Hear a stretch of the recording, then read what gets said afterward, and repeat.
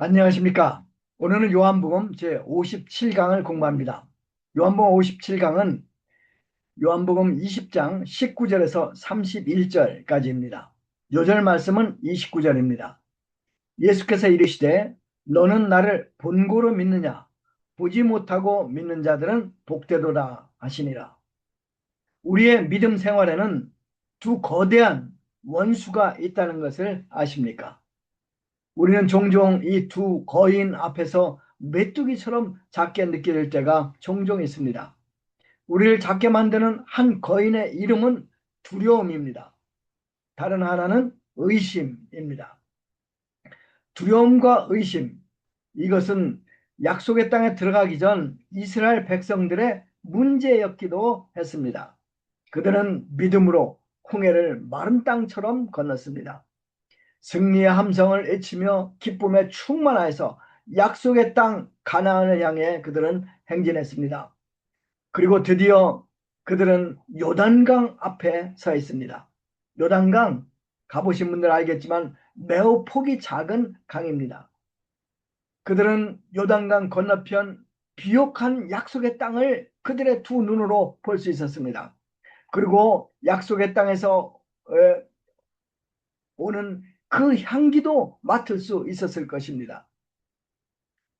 그리고 정탐꾼들이 가져온 그 땅의 왕포도도 보고 또 맛도 볼 수 있었을 것입니다. 그러나 그들은 거대한 원수들 앞에서 자신들이 메뚜기처럼 작다고 느꼈습니다. 결국 그들은 하나님의 사랑을 의심합니다. 하나님 말씀에 불순종합니다. 밤새 울었습니다. 그 결과 갈렙과 여호수아를 제외하고는 모두 광야에서 시체가 되었습니다. 우리를 낙심하게 하고 불안하게 만드는 것, 눈에 보이는 사람이나 문제들이 아닙니다. 우리를 낙심하고 불안하게 만드는 것은 우리 안에 보이지 않는 두 거인, 두려움 그리고 의심입니다. 오늘 우리는 이 두 거인을 어떻게 극복할 수 있는지를 배울 수 있기를 간절히 기도합니다. 1파트 첫 번째 거인 두려움 19절에서 23절까지입니다. 19절 상반절을 읽어봅시다.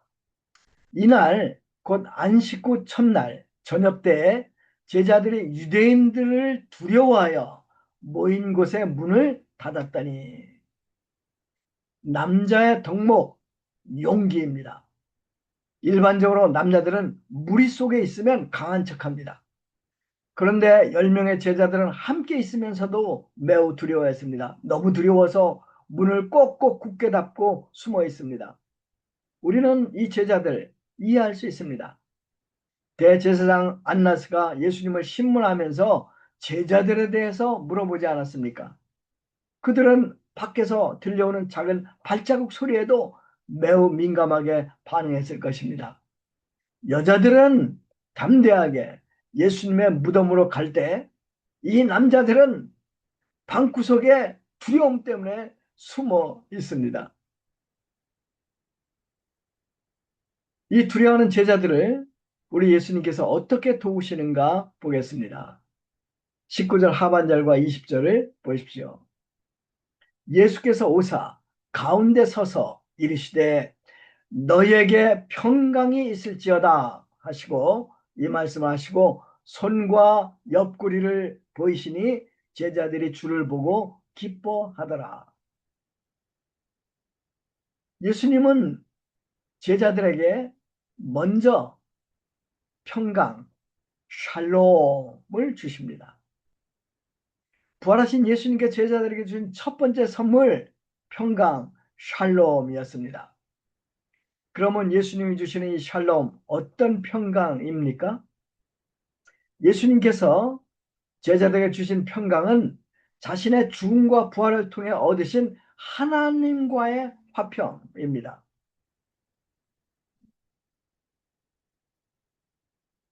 제자들은 왜 두려워하고 불안해했습니까? 정말로 제자들이 그 두려워하는 이유가 대제사장들이었을까요? 우리 마음속에 두려움과 불안의 원인이 여러 가지가 있는데 그것이 과연 우리가 가지고 있는 문제들 때문일까요? 아닙니다. 예수님께서 제자들을 진정시키시고 그 하나님의 평강을 주시기 위해 하신 일을 살펴보면 두려움의 원인과 그 해결책이 무엇인가 우리는 알게 됩니다. 예수님께서 제자들을 위해 하신 일이 두 가지입니다. 첫 번째는 예수님은 제자들에게 자기 손과 옆구리를 보이십니다. 매우 흥미로운 일이죠. 부활의 예수님은 상처가 전혀 없는 완전한 새로운 몸을 가지실 수 있으셨습니다. 그런데 우리 주님은 여전히 손과 옆구리에 상처 자국을 가지고 계시는 것이 아닙니까? 상처 자국 결코 보기 좋지 않습니다. 보기 좋은 것이 아닙니다. 사고로 상처 자국이 생긴 사람들은 성형수술을 통해서 그것을 없애고 싶어 합니다. 그러나 예수님은 자신의 상처 자국을 그대로 지니신 채 그것을 제자들에게 보여주십니다. 왜 그렇게 하셨을까요? 그것은 이 상처 자국이 천마디 말보다 더 강하게 설교하기 때문입니다. 그러면 이 상처 자국이 무엇을 설교할까요? 세 가지입니다. 첫째는 이 상처 자국은 예수님께서 정말 몸으로 부활하셨다 하는 것을 선포합니다. 예수님은 단지 영적으로 부활하신 것이 아닙니다. 실제 몸으로 부활하셨습니다. 부활하신 주님은 죽으셨던 바로 그 예수님이십니다. 두 번째, 이 상처 자국은 우리 인간이 얼마나 제약된가 하는 것을 선포합니다.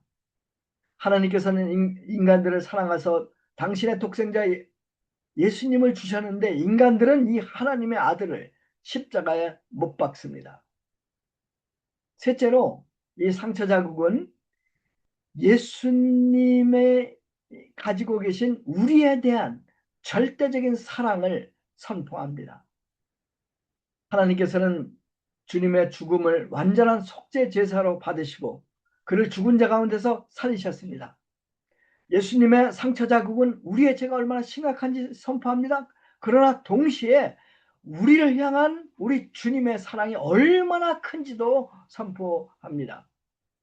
요한계시록 1장 7절 또 5장 6절을 보면 예수님께서는 하늘에서도 십자가의 흔적을 지니고 계십니다. 제자들은 두려워하고 있습니다. 그들은 죽음의 권세 아래 고통을 당하고 있습니다. 죽음은 죄의 삭시입니다. 결국 죄가 두려움의 근본 원인입니다. 죄는 하나님을 원수로 만들지 않습니까? 사람이 하나님과 화목하지 못하면 당연히 죽음을 두려워하게 됩니다. 그런데 하나님을 모시면 상황이 달라집니다. 예수님께서는 우리를 하나님과 화목하게 하기 위해서 십자가에 죽으시고 부활하신 것입니다. 이제 예수님은 자신의 상처 자국을 보이시며 우리의 모든 죄가 용서되었다고 선포하십니다. 또 그 상처 자국은 우리가 하나님의 자녀가 되었음을 보여줍니다. 제자들이 부활하신 예수님과 예수님의 상처 자국을 바라보았을 때 그들의 마음에서 모든 두려움은 사라집니다. 이제 그들은 기쁨과 평강을 누릴 수 있게 되었습니다. 혹시 우리 가운데 두려움 속에 사는 분은 없으십니까? 그렇다면 십자가에 달리신 예수 그리스도 바라보십시오. 예수님의 상처 자국을 바라보십시오. 그리고 하나님을 아빠라고 부르며 하나님 품에 안기십시오. 하나님을 의지하십시오. 그리할 때 여러분들에게 하나님의 샬롬이 주어질 것입니다. 아멘. 두 번째로 예수님께서는 제자들에게 선교 사명과 성령을 주셨습니다. 21절을 읽어보겠습니다. 예수님은 제자들을 세상으로 보내십니다. 제자들 아직 믿음이 연약합니다. 방금 겨우 평강을 얻었습니다. 그런데도 예수님은 그들을 곧바로 세상으로 파송하십니다. 그러면 이렇게 연약한 제자들이 어떻게 주님이 주시는 사명을 감당할 수 있겠습니까? 22절을 보십시오. 이 말씀을 하시고 그들을 향하사 숨을 내쉬며 이르시되 성령을 받으라. 하나님께서 아담에게 생기를 불어넣으셨을 때 아담은 살아있는 존재가 되었습니다. 예수님은 제자들에게 성령을 불어넣으셔서 사도로서 사역할 권능을 주십니다. 성령은 하나님의 선교를 수행하는 능력의 근본입니다. 또한 성령은 우리의 위로자이십니다. 우리를 도우시는 분이십니다. 성령은 결코 우리를 떠나지 않으십니다. 우리가 성령을 의지하고 주님 안에서 살아갈 때 우리는 하나님의 선교를 감당할 힘을 얻게 되고 또 하나님께 주시는 평강도 누리게 됩니다. 사도들이 세상에서 구체적으로 어떤 일을 해야 할까요? 23절. 너희가 누구의 죄든지 사하면 사해질 것이요 누구의 죄든지 그대로 두면 그대로 있으리라. 예수님의 제자들은 죄인들에게 제3의 복음을 선포해야 하는 사람들입니다. 모든 사람들 죄인으로 하나님 앞에서 빚진 자들입니다. 사도들이 해야 될 일이 무엇입니까? 사도들은 예수님의 십자가로 사람들의 빚 문서를 찢어버리고 그들을 빚에서 죄에서 해방시키는 사명을 받았습니다. 그리스도인으로서 우리가 받은 사명 얼마나 놀라운 것입니까? 이 사명을 잘 감당하기 위해 주님은 우리에게 성령을 주셨습니다. 우리가 성령 충만할 때 우리는 사명을 잘 감당할 수 있습니다. 두려움은 사라져 버립니다. 아멘. 두 번째, 우리의 원수 의심입니다. 24절에서 29절까지입니다. 우리가 반드시 극복해야 될 두 번째 거인은 우리 마음속에는 의심입니다. 독일에 이런 속담이 있어요. Banken schützt vor Banken, Loben zieht nach oben, Zweifel sind vom Teufel. 무슨 말이냐면요. 감사는 흔들림을 막고 찬양은 우리를 위로 끌어올리며 의심은 마귀에게서 온다. 이 속담에서 우리는 의심이 마귀의 강력한 무기임을 봅니다. 의심의 결과 엄청난 파괴력을 갖고 있습니다. 아담과 하와는 의심의 희생물이 되어 낙원에서 쫓겨나지 않습니까? 롯의 아내는 천사의 경고를 100% 믿지 않고 의심하다가 뒤를 돌아보고 결국 소금기둥이 되었습니다. 두려움 때문에 도망쳤던 도마가 제자들에게 다시 돌아옵니다. 다른 제자들이 흥분해서 말합니다. 우리가 부활하신 주를 보았다. 주님이 살아계신다. 도마는 함께 기뻐하지 않고 이렇게 반응하며 말을 합니다. 농담하지 마. No joke. 내가 그의 손에 못자국을 보며 내 손가락을 그 못자국에 넣어보며 내 손을 그 옆구리에 넣어보지 않고는 믿지 못하겠다.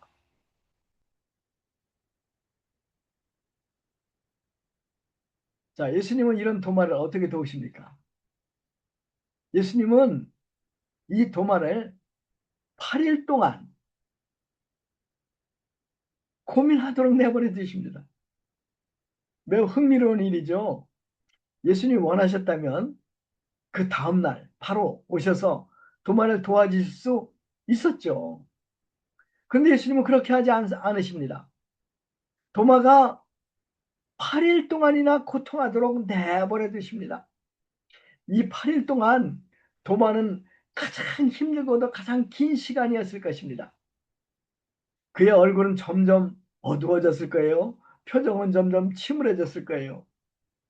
이제 7일째는 아이고 야 내 의심이 이제 옳구나 이렇게 생각했을지도 모릅니다.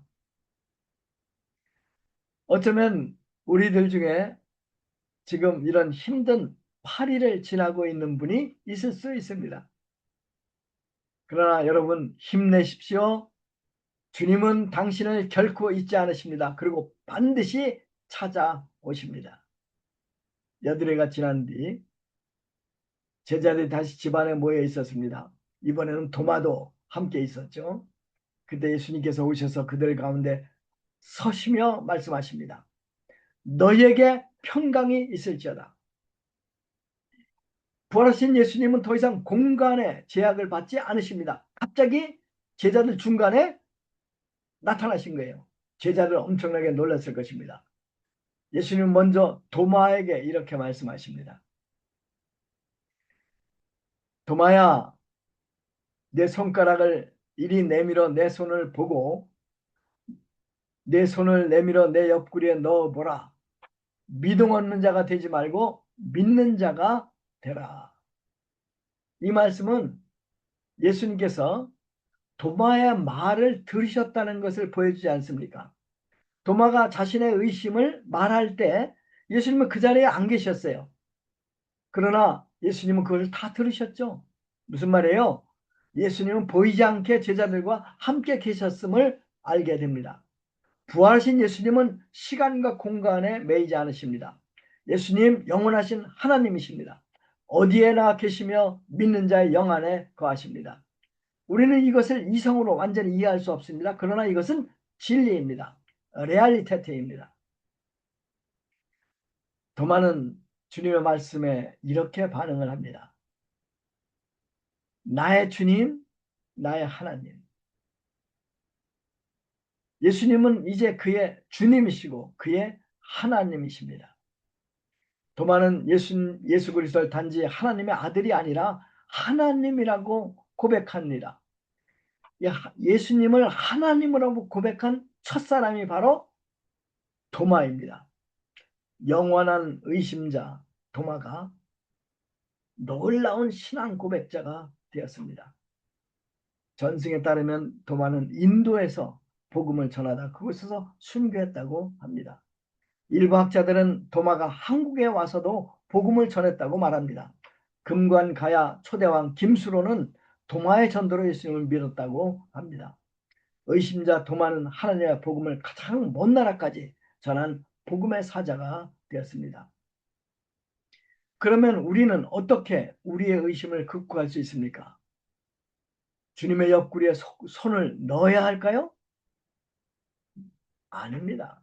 29절을 보십시오. 너는 나를 본고로 믿느냐? 보지 못하고 믿는 자들은 복되도다. 예수님은 새로운 시대를 선포하십니다. 예수님은 하나님의 말씀을 통해 부활하신 예수님을 믿는 자들을 더 복되다고 하셨습니다.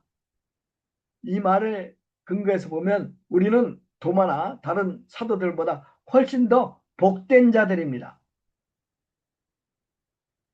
성도 여러분, 여러분은 의심을 극복하고 두려움을 극복하고 복된 삶을 살기 원하시죠?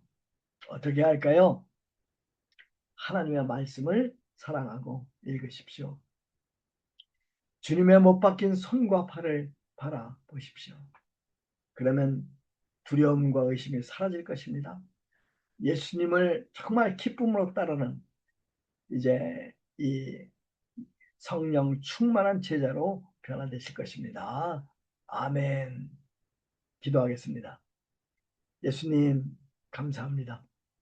저희들 마음속에 있는 모든 두려움과 의심을 이 시간 주님을 바라봄으로 이제 새로운 힘과 용기를 얻고 모든 두려움과 의심을 저희들 마음속에서 내어쫓습니다. 저희들이 매일매일 성령 충만하여서 주님을 바라보며 승리의 삶을 살 수 있도록 주님 저희들을 도와주십시오. 감사합니다. 예수님 이름으로 기도했습니다. 아멘.